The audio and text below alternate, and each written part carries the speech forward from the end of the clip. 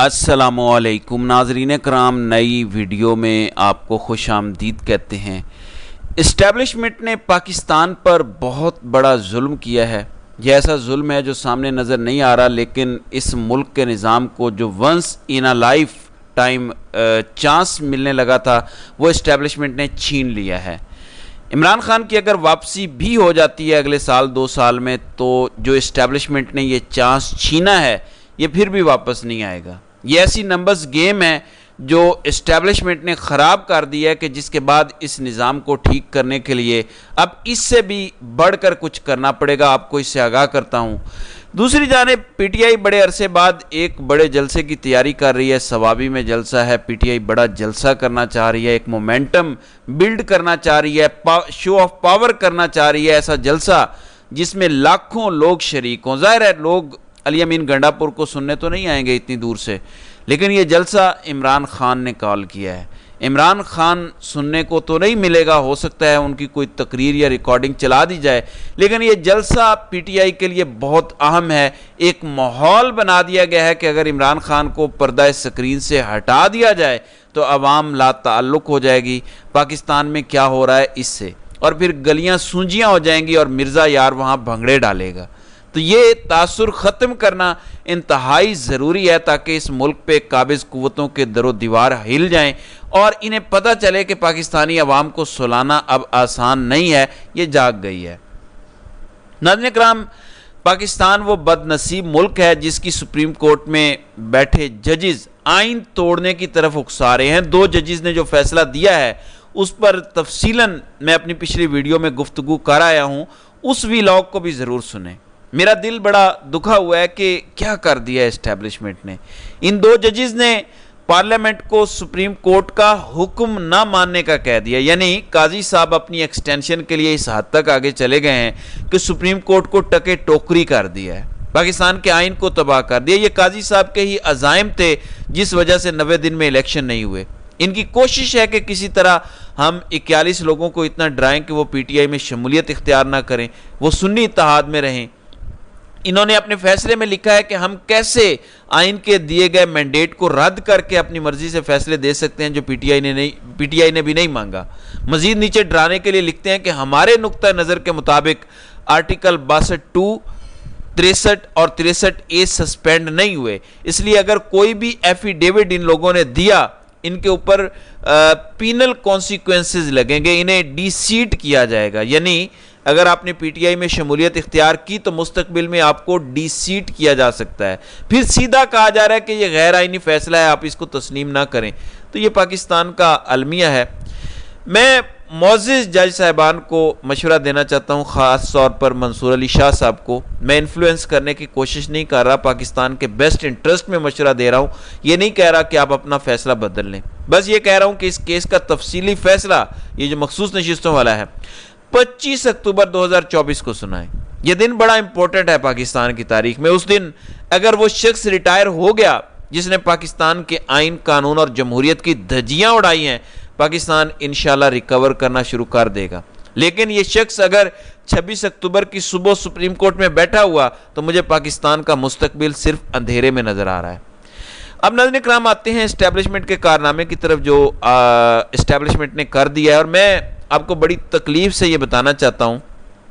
ناظرین کرام، جب نواز شریف کو 97 میں 2/3 اکثریت ملی تھی تو تب نواز شریف کی سینٹ میں 2/3 اکثریت نہیں تھی، یہ یاد رکھیں۔ یہ بہت امپورٹنٹ فیکٹ ہے جو میں بتانے لگا ہوں، یہ فگر اپنے ذہن میں رکھیے گا کیونکہ آگے اسی پر بات ہونی ہے۔ ہمارے سینٹ میں ہے کل 96 ممبران، 96 سینیٹرز ہیں۔ ہر 3 سال بعد سینیٹرز الیکٹ ہوتے ہیں 6 سال کے لیے۔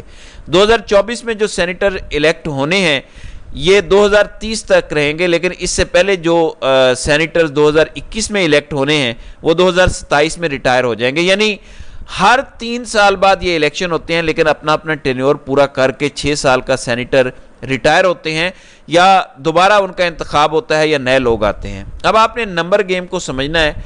فروری 2024 کو الیکشن ہوتے ہیں، عمران خان کو وفاق میں 2/3 اکثریت بلکہ اس سے زیادہ ملتی ہے، 3/4 تقریباً ملتی ہے، پنجاب میں بھی تقریباً 3/4 ملتی ہے عمران خان کو۔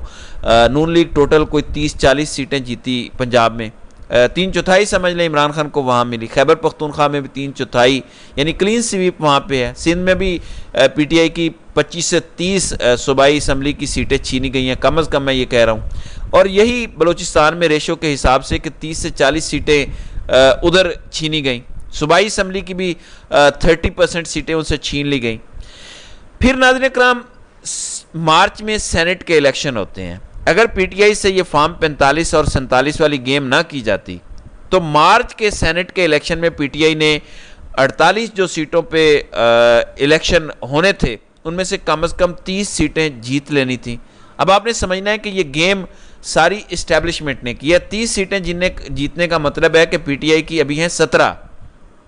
ابھی خیبر پختونخوا کے انتخابات نہیں ہوئے, پی ٹی آئی میرے خیال میں 2-3 سیٹیں ہی وہاں سے لے پائے گی. 14 اور 30 کو اگر آپ جمع کر لیں تو کتنے بنتے ہیں 46. تو سنگل لارجسٹ پارٹی بن جاتی ہے. اور اس کے ساتھ اگر ایم ڈبلیو ایم کو ملائیں, بی این پی مینگل کو ملائیں, جے یو آئی فے کو ملائیں, انڈیپینڈنٹس کو ملائیں, یعنی حکومتی اتحاد کو سادہ اکثریت سینٹ میں حاصل ہو جاتی. لیکن میں صرف اس کی بات نہیں کر رہا. سادہ اکثریت کا مطلب ہے کہ 2/3 اکثریت عمران خان کو ملی نیشنل اسمبلی میں اور سادہ اکثریت مل جاتی سینٹ میں. سادہ اکثریت کے لیے آپ کو 49 ووٹس کی ضرورت ہے. اگر 46 ہو جاتے ہیں پی ٹی آئی کے نمبر تو انہیں مزید 3 اور لوگوں کی ضرورت تھی اور 3 ووٹ اپوزیشن الائنس سے مل جاتے. سادہ اکثریت کا مطلب ہے کہ پی ٹی آئی کو قانون سازی میں کوئی مسئلہ نہیں ہونا تھا. اور ویسے بھی اگر الائنس نہ بھی بنتے تو آپ ایسے کرتے کہ پہلے نیشنل اسمبلی میں قانون پاس کرتے, وہ پاس ہو جاتا سینٹ میں. اگر نہ پاس ہوتا تو آپ جوائنٹ سیشن بلاتے. جوائنٹ سیشن میں دونوں ہاؤسز کے نمبر ملا کے آپ نے سادہ اکثریت کرنی ہوتی ہے. وہ ہو جانی تھی کیونکہ تحریک انصاف کے پاس نیشنل اسمبلی میں زبردست میجورٹی ہے. لیکن اس کے بعد اصل گیم تب ہونی تھی جب عمران خان نے اس ملک کے نظام کو ٹھیک کرنا تھا اور اقتدار 5 سال کے لیے ملنا تھا. 2024 میں اگر اقتدار ملے تو 2029 تک ملنا تھا. لیکن اس دوران سینٹ کے انتخابات دوبارہ آنے تھے 2027 میں. اسٹیبلشمنٹ کی گیم کے مطابق اگر عمران خان ابھی جیت جاتا 2/3 اور 3/4 ہر جگہ پہ اور سینٹ میں ابھی ہی وہ سادہ اکثریت لے لیتا تو 2027 میں کیونکہ انہی اسمبلیوں سے دوبارہ انتخابات ہونے تھے, عمران خان دوبارہ سینٹ میں 2/3 سیٹیں مزید جیت جاتا, یعنی 30-32 مزید سیٹیں آ جاتی عمران خان کے پاس سینٹ میں. اگر 46 سیٹیں ہیں تو اس میں آپ 30 سیٹیں اور ملا لیں تو یہ بنتی ہیں سینٹ میں 2/3 اکثریت سے بھی زیادہ. سینٹ میں آپ کو 2/3 اکثریت کے لیے اس وقت 66 ٹوٹل ووٹ چاہیے. عمران خان کے 70 سے زیادہ سینیٹر ہو جانے تھے. تب کیا ہونا تھا آپ سمجھ لیں ذرا. عمران خان نے ناظرین کرام صدارتی نظام کی طرف جانا تھا آئین میں ترمیم کر کے کہ اگلے انتخابات پھر اس طرح ہوں گے, یا صدارتی نظام کو ہم سائیڈ پہ کرتے ہیں. سینٹ کے انتخابات کو ڈائریکٹ کیا جا سکتا تھا, ہیرا پھیری ختم ہو جاتی, ڈائریکٹ عوام منتخب کرتی, لوکل باڈیز کا تگڑا سسٹم آئین میں آ جاتا, آپ کی پولیس, فوج اور عدلیہ کے سارے آئینی ریفارمز جو ضروری تھے وہ ہو جاتے. اس کے بعد سب سے امپورٹنٹ چیز جس طرح 18ویں ترمیم کر کے انہوں نے بندر بانٹ کر لی ہے, اس کی کانٹ چھانٹ ہوتی, اس کو بہتر کر لیا جاتا, امپروو کر لیا جاتا. اور جو انہوں نے کھیل شروع کیا ہوا ہے ادارے اپنے نام کر کے کہ وفاق سے یہ بھی لے لو یہ بھی لے لو, وہ بھی عمران خان ٹھیک کر لیتا. اوورآل نظام کی اوور ہالنگ ہو جاتی. اور اگر عمران خان صرف یہ 5 سال ہی لگا جاتے پاکستان کے نظام نے ایک پٹڑی پہ چڑھ جانا تھا اور سیدھا ہو جانا تھا. اسٹیبلشمنٹ نے یہ once in a lifetime chance ضائع کر دیا صرف اس لیے کہ اقتدار پہ وہ قابض رہنا چاہتے تھے. اب پی ٹی آئی بڑی جماعت بن جائے گی سینٹ میں, لیکن پی ٹی آئی کو نہ سادہ اکثریت مل رہی ہے, اور اگر عمران خان کی دوبارہ حکومت آ بھی جاتی ہے پی ٹی آئی کے پاس سینٹ میں سادہ اکثریت بھی نہیں ہوگی قانون سازی کے لیے. تو آپ نے سوچا ہے کہ اسٹیبلشمنٹ نے کتنا لمبا سوچ کے گیم کھیلا ہے کہ اب عمران خان کی اگر دوبارہ الیکشن ہو جائے, حکومت آ بھی جائے, ہو سکتا ہے 2/3 نہ لینے دے اسٹیبلشمنٹ, لیکن کہے ٹھیک ہے حکومت بنانے دیتے ہیں تاکہ زیادہ شور نہ مچائے. تو آپ اندازہ لگائیں سادہ اکثریت اگر ہوگی اور سینٹ میں سادہ اکثریت نہیں ہوگی تو ریفارمز کیسے ہوں گے, ملک کیسے ٹھیک ہوگا, قانون سازی نہیں ہوگی تو سارے اداروں کو ٹھیک کیسے کیا جائے گا. تو یہ ہے اصل گیم. اسٹیبلشمنٹ چاہتی ہے کہ نظام ان کے تابع رہے, اور اس ٹائم کیونکہ پیپلز پارٹی نون لیگ 100% ان کے تابع ہے تو وہ بہت بے قرار اور بے چین ہیں کہ آئینی ترمیم وہ کریں تاکہ وہ اپنی مرضی سے سسٹم کو مولڈ کر لیں. وہ نہیں چاہتے کہ سسٹم کو مولڈ عمران خان اپنی مرضی سے کر لے. یہ اتنا بڑا ہوا جو کھڑا کیا گیا یہ کسی وجہ سے کیا گیا ہے. پاکستان کا پورا نظام ٹھیک ہو جاتا تو اسٹیبلشمنٹ کے خونخوار پنجوں سے آزاد ہو جاتا. یہ اتنی بڑی اپرچونٹی اسٹیبلشمنٹ نے ضائع کر دی ہے. لیکن جیسے کہتے ہیں نا کہ ڈونٹ کرائی اوور سپلٹ ملک، جو ہونا تھا وہ ہو گیا. اب ہم نے یہ نہیں دیکھنا کہ ہم کیوں گر گئے، اب ہم نے دیکھنا ہے کہ اس سے ہم نے نکلنا کیسے ہے. اگلا طریقہ یہ ہے کہ آئینی ترمیم تو چلیں اب آپ نہیں کر سکیں گے، اسٹیبلشمنٹ نے اس کا پکا انتظام کر دیا ہے. اب آپ کو 5 سال کا اقتدار بھی مل جائے تو عمران خان آئینی ترمیم کم از کم نہیں کر سکیں گے، لیکن ایک کام تو کر سکتے ہیں. اس وقت کا جو بادشاہ سلامت اور ڈی جی ISI ہے، دونوں کا استعفیٰ، کیونکہ دونوں کی تقرری اور تبدیلی وزیر اعظم کے اختیار میں ہوتی ہے، تو وہ دونوں استعفے جیب میں ڈال کے رکھیں کابینہ سے سائن کروا کے.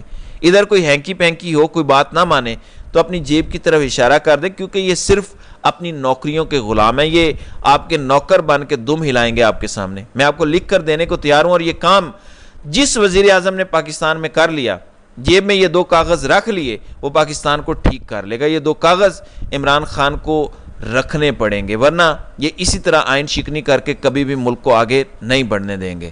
تو ناظرین کرام، آپ کی اس ویڈیو کے حوالے سے کیا رائے ہے؟ آپ اپنی رائے کا اظہار کامنٹ سیکشن میں ضرور کیجیے گا.